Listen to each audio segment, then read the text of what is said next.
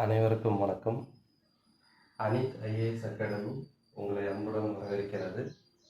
இன்றைக்கி நம்ம பார்க்க இருக்கிற தலைப்பு காலந்தோறும் தமிழ் எழுத்து வடிவ மாற்றங்கள். நியமன தேர்வு அலகு 1 நம்ம பார்த்துக்கிட்டு இருக்கோம். அந்த வகையில் முதலாவது வினா, மங்களம் என்பது பல்லவர் காலத்தில் எவ்வாறு மாற்றமடைகிறது? மங்கிலம். 2, மை என்பது மெய் என வருவது தெலுங்கு. 3, ராஜ்மஹாலில் பேசப்படுகிற மொழி மால்டோ. 4, பௌத்த சமய குருக்கள் தங்குமிடம் எவ்வாறு அழைக்கப்படும்? பாலி. 5, கருவி பொருள் வேற்றுமைக்கு ஆள். 6, கோழி என்பது கொங்கு பகுதியில் எவ்வாறு மாறுகிறது? கோழி. 7, மொழியில் பொருள் வேறுபாட்டை தரும் ஒவ்வொரு ஒலியும் ஒலியன் எனப்படுகிறது. 8, ஆகின்றது என்பது எந்நூலில் வருகிறது? நற்றிணை. 9, கோழி கூவ பொழுது விடிந்தது. நிகழ்காலம். 10, தருமம், ஞானம் என்ற சமஸ்கிருத சொற்கள் எந்நூலில் காணப்படுகின்றன? சிலம்பு. 11, தொல்காப்பியர் அவ் என்பதை எவ்வாறு விளக்குகிறார்? ஆ கூட்டல் ஊ. 12, சிறுவி என்பதை சிறுமி என்று ஒலியன் மாற்றியும் பொருள் மாறாதது? பல்லவர் காலம். 13, அருள், இரு, ஒளி பெறு போன்ற துணை வினைகள் பயன்படுத்தியவர் அப்பர். 14, இயலும், பிறக்கும் முறையாக வரும் ஒலிகள்?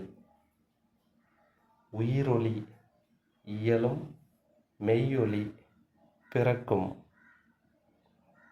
15, கூர்க் மக்களின் தாய்மொழி குடகு.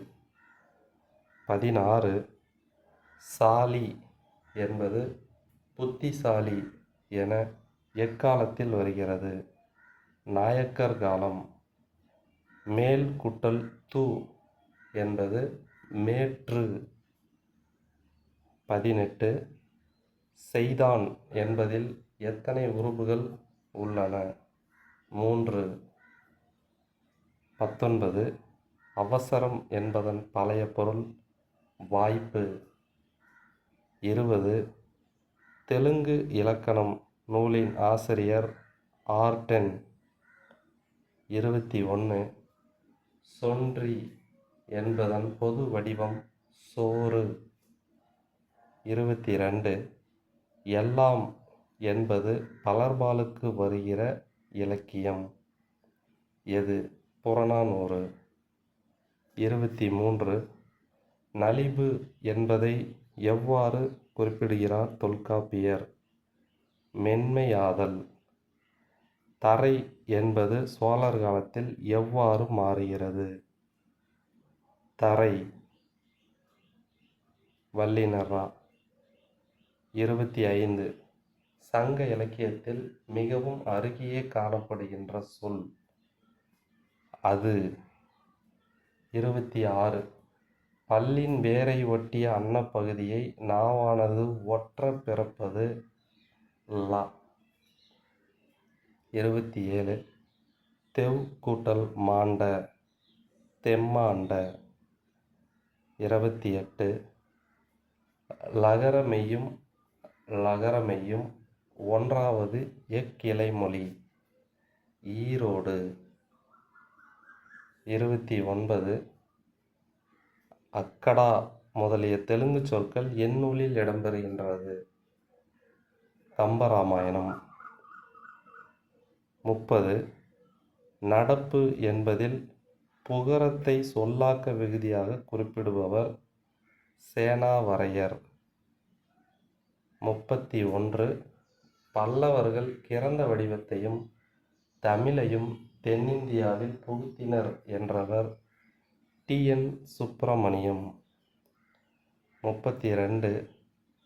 நகரத்திற்கு நகரமும் ரன்னகரத்திற்கு தன்னகரமும் மகரத்திற்கு நகரமும் மாற்றொலியான காலம் பல்லவர் காலம்.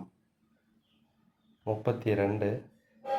இறந்த கால இடைநிலை இன் பெருவழக்காக இருந்த காலம் எது? பல்லவர் காலம். மூவிடப் பெயர்களே டேஸ் எனப்படுகின்றன.